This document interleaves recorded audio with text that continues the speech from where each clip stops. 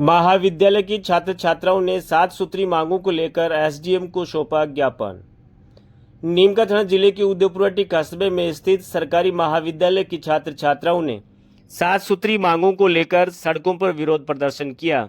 जानकारी के अनुसार एसएफआई ब्लॉक अध्यक्ष कैलाश सुइवाल के नेतृत्व में महाविद्यालय की छात्र छात्राएं एकत्रित होकर अपने 7 सूत्री मांगों को लेकर कस्बे के मुख्य मार्गों से आक्रोश रैली निकालते हुए उपखंड कार्यालय पहुंचे, जहां विरोध प्रदर्शन करते हुए उस शिक्षा मंत्री के नाम एसडीएम मोनिका शामोर को 7 सूत्री मांग पत्र सौंपा।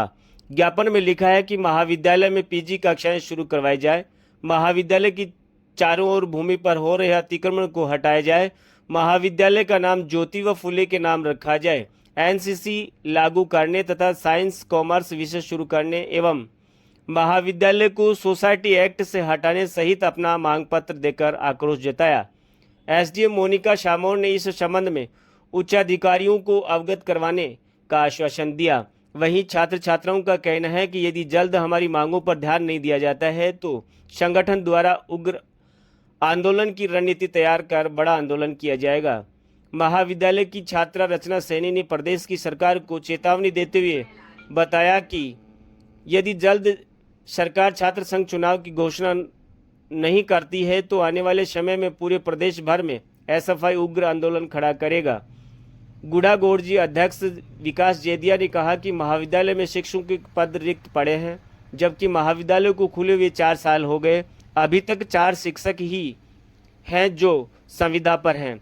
ऐसे में छात्र छात्राओं को अध्ययन करने में काफ़ी परेशानियों का सामना करना पड़ रहा है। महासचिव अंकित कांटेवाल ने कहा कि महाविद्यालय की जमीन पर चारों तरफ से हो रहे राजनीतिक पहुंच के लोगों ने अतिक्रमण कर रखा है, जिसे प्रशासन जल्द खाली करवाए, अन्यथा आंदोलन की रणनीति तैयार की जाएगी। आंदोलन के दौरान होने वाली कोई भी अनहोनी की जिम्मेदारी शासन व प्रशासन की होगी।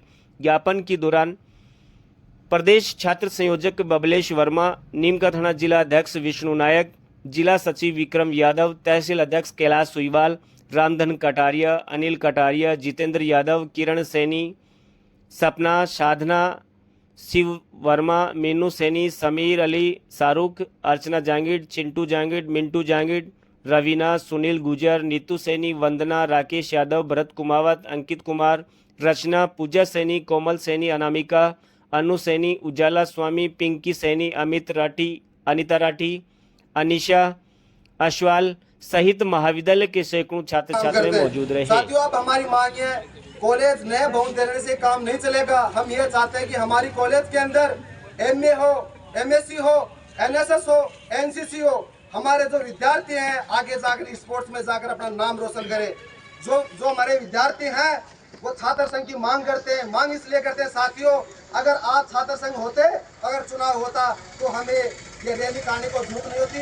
हम छात्र संघ के माध्यम से भी मांग रख सकते थे, हम धरना भी दे सकते हैं साथियों, क्योंकि छात्र संघ चुनाव जब तक नहीं होगा ये प्रशासन और ये शासन जो राज में जो लोग बैठे हैं वो नींद में सोए हुए हैं, क्योंकि छात्र संघ तो चुनाव होते नहीं है, इनका कोई लीडर नहीं है।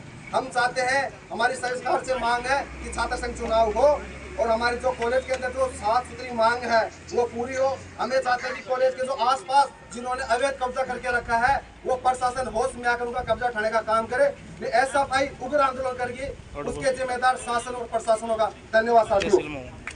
विद्यालय में हम मांग करते हैं कि साइंस और कॉमर्स विषय लागू किया जाए, ताकि महाविद्यालय में आर्ट्स के साथ साथ साइंस और कॉमर्स के विद्यार्थी इसी में अध्ययन करें और उनको भी महाविद्यालय का उचित लाभ मिले, ताकि उनको किसी और कॉलेज में नहीं जाना पड़े।